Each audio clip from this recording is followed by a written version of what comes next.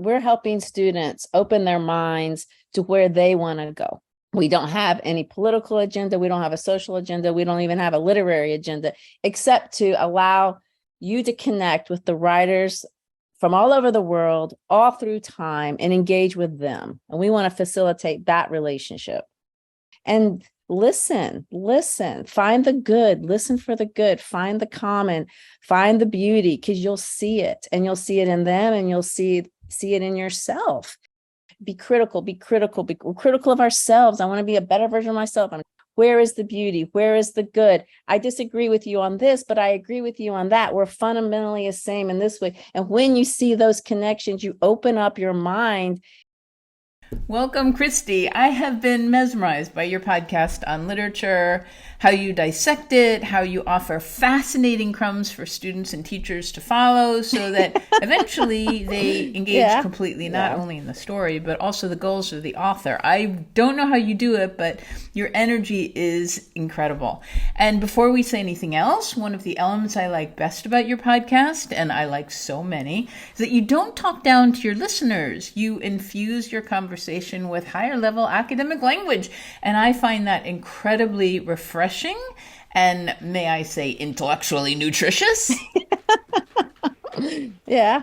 So I have to tell you that at first I was a little bit put off because I thought that you and your podcast only addressed the classics. And as much as I love the classics, the ones we find in school are usually just presented by white males. And I thought you were participating in this, propagation of a very narrow vision of literature. And then I did my research and saw that you had Kate Chapinot and Anne Bradstreet. And I thought, all right, so she has women.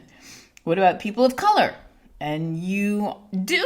On one episode, you have Ismael Bea, who's an incredible activist from the Republic of Sierra Leone. And then you have Chinua Achebe from Nigeria. You have Elie Wiesel. And then, talk about diversity, you have Dolly Parton. Now, I object to some of the way she still feels she needs to talk to her breasts and make them sort of a character on the stage. But otherwise, why did you choose her?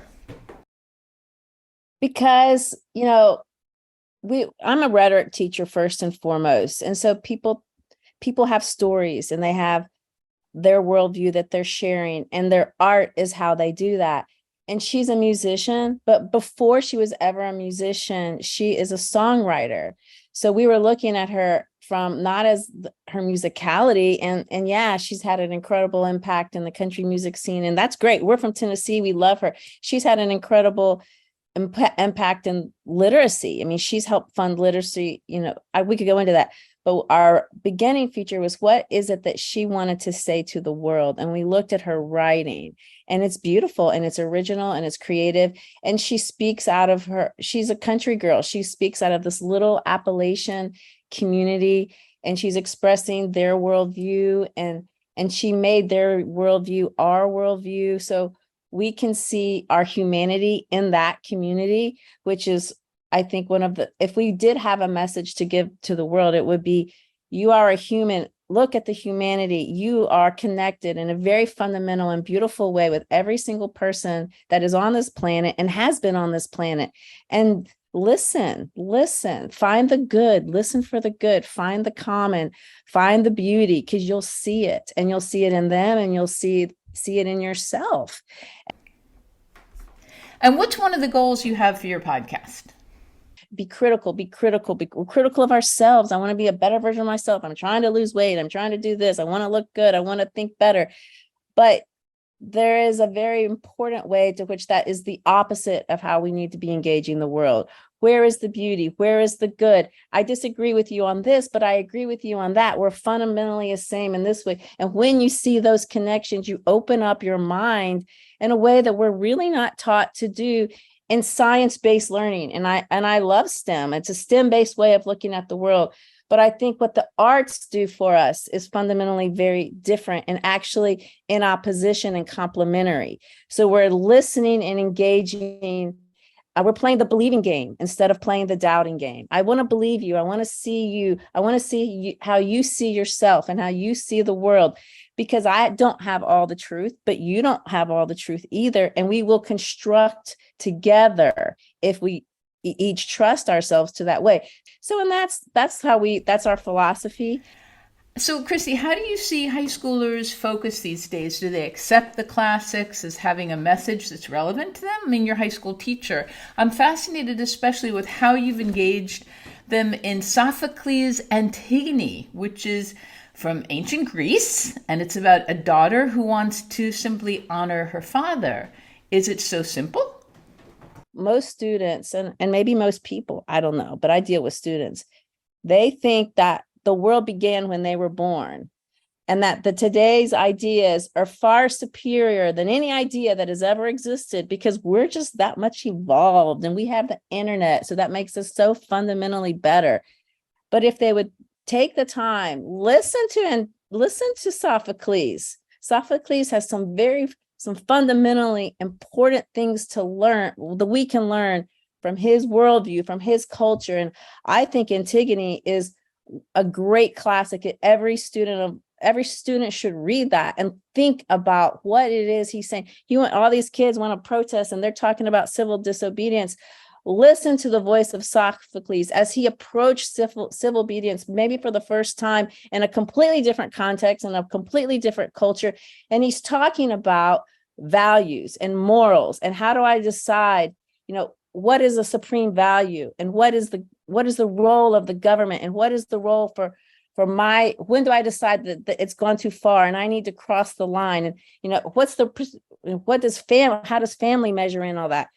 People have been thinking about these things for all of time, and students traditionally only listen to my moment. And how do you see the discrepancy in education today, and especially in the choices you've made and the literature you've chosen? And so we wanted to support, those people that are not relying on the system, if you want to think about it, and see what that takes them. Let people be the best version of themselves. That's what teaching's about. The world is very divided when it shouldn't be. And part of the reason is we are uneducated. We are fundamentally uneducated. And I really believe that. But what we have not done is taught our students to take responsibility for their own learning. So that it's always the teacher, it's always the test, it's always this, and it's never about making a student, empowering the student. All right, so it sounds like above all, the literature you choose has a core message that will resonate with your students, right? And it also celebrates diversity in all forms. For instance, with Henrik Ibsen's The Dollhouse, which may not seem so on the first reading, but it's an incredible testimony to female independence in thinking and then in living. So when I identified with that character immediately at the time when I'd read it years before, but I was living in an abusive relationship where my ex-husband wanted a doll in a doll's house.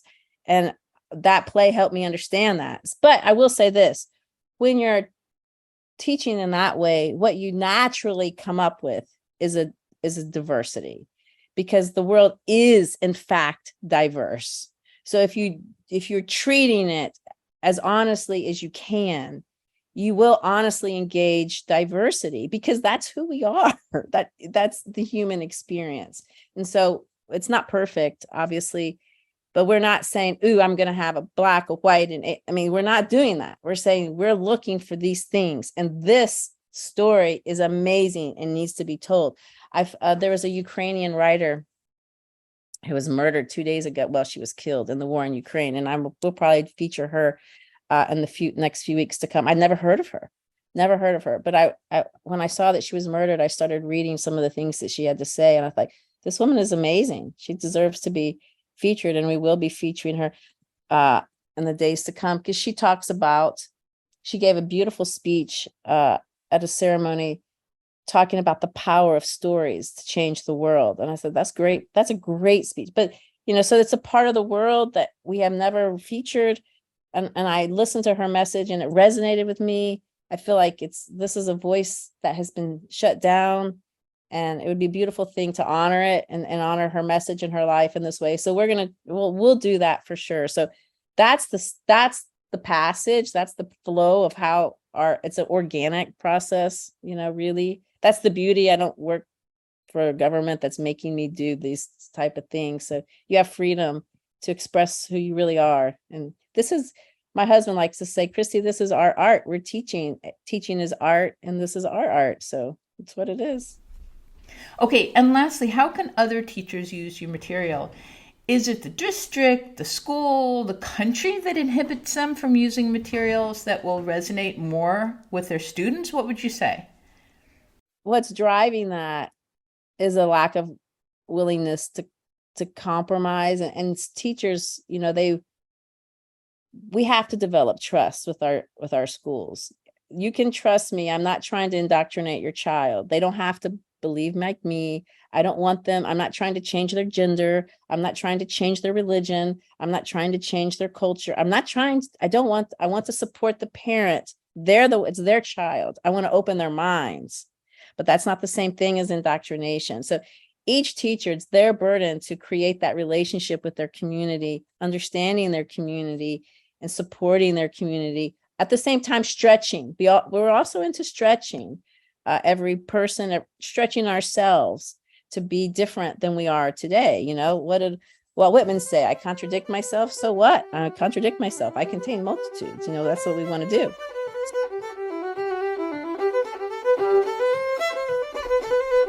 So those are only some of the ideas that you'll hear on Doorways to Learning from a strong, determined literature teacher who is opening the minds of her students in the state of Tennessee, not always known for its open-mindedness. And I encourage you to listen to her podcast, How to Love Lit, because you will, and your students will. It's for literature and ESL students. Join us next week to open more doorways to devoted educators like Christy and others all over the world. In the meantime, have fun in your classes and at home, and see you next week for more.